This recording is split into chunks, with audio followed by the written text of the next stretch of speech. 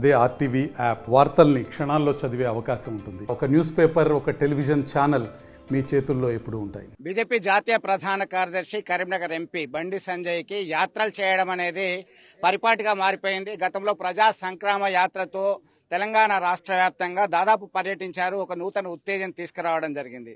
తాజాగా కరీంనగర్ లోక్సభ పరిధిలో ప్రజాహిత యాత్ర పేరుతో యాత్ర చేపట్టడం జరిగింది. యాత్ర ప్రధాన ఉద్దేశం ఏంది వారిని అడిగి తెలుసుకుందాం. చెప్పండి, ఎట్లాంటి ప్రధాన ఉద్దేశంతో మీరు ప్రజల వద్దకు వెళ్తున్నారు? కరీంనగర్ లోక్సభ పరిధిలో ఏ అంశాలను ప్రస్తావిస్తారు? నరేంద్ర మోడీ గారిని తిరిగి మూడోసారి దేశ ప్రధానిగా చేయడమే ఒక లక్ష్యంగా ఈ ప్రజాహిత యాత్రను కరీంనగర్ పార్లమెంట్ నియోజకవర్గ పరిధిలో మేము చేస్తా ఉన్నాం. నరేంద్ర మోడీ గారి ప్రభుత్వం ఏర్పడిన తర్వాత ఈ దేశంని ఏ విధంగా అభివృద్ధి బాటలు తీసుకొచ్చినాం, కష్టాలు వచ్చినప్పుడు కూడా, ఆపదలు వచ్చినప్పుడు కూడా, కరోనా టైంలో కూడా, అటువంటి ఆపత్ కాలంలో కూడా దేశంలోని ప్రజలకు ఏ ఇబ్బంది కాకుండా, అన్ని రంగాల్లో దేశానికి ఇబ్బంది కాకుండా ఏ విధంగా ఇవాళ దేశాన్ని కాపాడడం, ఏ విధంగా శక్తివంతమైన భారతదేశ నిర్మాణంగా తయారు చేస్తున్న విషయంలో ఇవాళ దేశ ప్రజలందరూ కూడా నరేంద్ర మోడీ గారి సత్తా ఏందో తెలుసు. ఎన్నికల ముందు ఇచ్చినటువంటి హామీలను, ఈ దేశ ప్రజల యొక్క కళలను సాకారం చేసినటువంటి ఏకైక ప్రభుత్వం నరేంద్ర మోడీ గారి ప్రభుత్వం.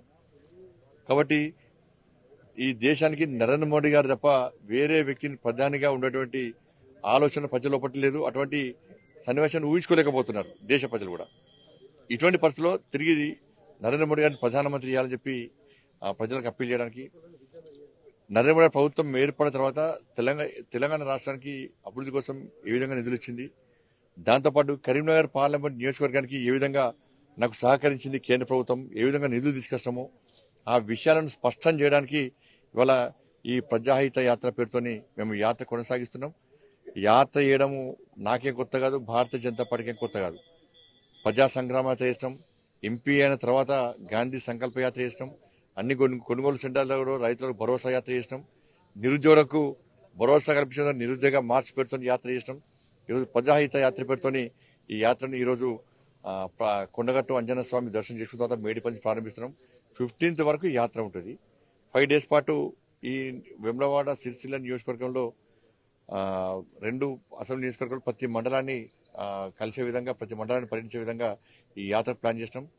మళ్ళీ 16th, 17th, 18th national council meetings ఉన్నాయి కాబట్టి సమ్మక్క సారలమ్మ జాతర తోటి 21st తర్వాత మళ్ళీ 3 ఈ యాత్రను అన్ని అసెంబ్లీ నియోజకవర్గాలు, అన్ని మండలాలను కలిసి టచ్ చేసే విధంగా, అన్ని మండలాల ప్రజలు కలిసే విధంగా ఎలక్షన్స్ వరకు కూడా యాత్రను కొనసాగించే ప్రయత్నం చేస్తామని. మీ ప్రత్యర్థులు కరీంనగర్ లోక్సభ సభ్యులు సంజయ్ ఏం చేయలేదు అనేటువంటి ఆరోపణలను మీ యాత్ర ద్వారా ప్రజలకు వివరించే ప్రయత్నం చేస్తారా? వినోద్ కుమార్ పర్టిక్యులర్ ఆయన స్వయం ప్రకటిత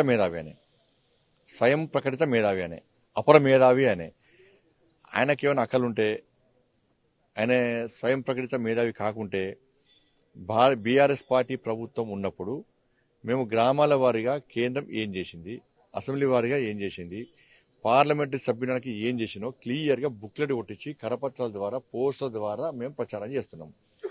మరి వాళ్ళ ప్రభుత్వం ఉన్నప్పుడు ఏ విధంగా కొంపలు ముంచింది, ఏ విధంగా తెలంగాణ ప్రజల బతుకులు సర్వనాశనం చేసింది, అదన్నా చెప్పండి. అభివృద్ధి అయితే చెప్పుకోరాలు. ఎందుకంటే నేను చెప్పు కాదు, వాళ్ళ పార్టీకి సంబంధించిన సర్పంచ్లు తీసుకుంటారు పొరపాటు. కేసీఆర్ కుటుంబాన్ని ఈ అప్రకటిత మేధావిని, స్వయం ప్రకటిత మేధావిని పొట్టు తిరుగుతున్నారు. ఏకగ్రీవం గెలిచిన సర్పంచ్కే పైసలు ఇవ్వలే, కేంద్రం ఇచ్చిన నిధులను దారి మళ్లిస్తే కూడా ఈ స్వయం ప్రకటిత మేధావి కనీసం ప్రశ్నించిన దాఖలాలు లేవు. మ్యాచింగ్ రైట్ కూడా ఇవ్వలే. కాబట్టి ఆయనకు మాట్లాడే అర్హత లేదు. ఎందుకంటే ఇక్కడ సమస్యల మీద ఆయనకు అవగాహన లేదు, ఇక్కడ ప్రజలతో పరిచయం లేదు ఆయనకు, ఇక్కడ వాళ్ళ పార్టీ కార్యకర్తలతో కూడా సంబంధాలు లేవు ఆయనకు. కాబట్టి ఏం మాట్లాడతాడు ఆయన? కానీ ఏదోటి విమర్శ చేయాలి. ప్రస్తుతం మంత్రి, మాజీ ఎంపీ పొన్నం ప్రభాకర్ సైతం చర్చకు సిద్ధమా, నేను చేసిన పనులను ఎవరు చేయలేదని చెప్పేసి ఆయన ఒక సందర్భంలో ఆయన కామెంట్. ఆయన ఏం చేసినా కూడా కరపత్రాలు కొట్టించుకోవచ్చు, పోస్టర్లు కొట్టించుకోవచ్చు, బ్యానర్లు కొట్టించుకోవచ్చు, ఇంకేమైనా ప్రచారం కూడా చేసుకుంటే ఇబ్బంది లేదు. ప్రజలు స్వాగతిస్తాం, మేము కూడా స్వాగతిస్తాం. ఇప్పుడు మాజీ ప్రధానమంత్రి పివి నరసింహారావుతో పాటు 5గురికి భారతరత్న అవార్డు వచ్చింది. అందరికి శుభాకాంక్షలు. ఇప్పుడు శాసనసభలో టైంపాస్ ముచ్చట్లు నడుస్తున్నాయి అనుకోవచ్చా? ఎందుకంటే ఒకరంటూ ప్రజాహిత యాత్రను కార్యకర్తలు అందరూ విజయవంతం చేయాల్సిందిగా మీడియా మిత్రులు కూడా సహకరించాల్సిందిగా కోరుతా ఉన్నాను. మొత్తం మీద ప్రజాహిత యాత్రనే ప్రధాన ఏజెండాగా యాత్ర కొనసాగుతుంది. మరొకసారి ప్రజల్లోకి వెళ్లి తాను చేసినటువంటి పనులు, చేయబోయే పనులను గురించి వివరించేటువంటి ప్రయత్నం అయితే చేస్తున్నారు. మూడవసారి మోడీ సర్కార్ను తీసుకురావడమే ప్రధాన ఏజెండాగా ఆయన ముందుకెళ్తున్నటువంటి పరిస్థితి చూడొచ్చు. వీడియో జర్నలిస్ట్ సుమంత్తో కలిసి చంద్రశేఖర్, RTV, కరీంనగర్. మరిన్ని వీడియోస్ కోసం ఛానల్ ని సబ్స్క్రైబ్ చేయండి. లేటెస్ట్ అప్డేట్స్ కోసం వాట్సాప్ ఛానల్ ని ఫాలో చేయండి. అండ్ లింక్ డిస్క్రిప్షన్ లో ఉంది.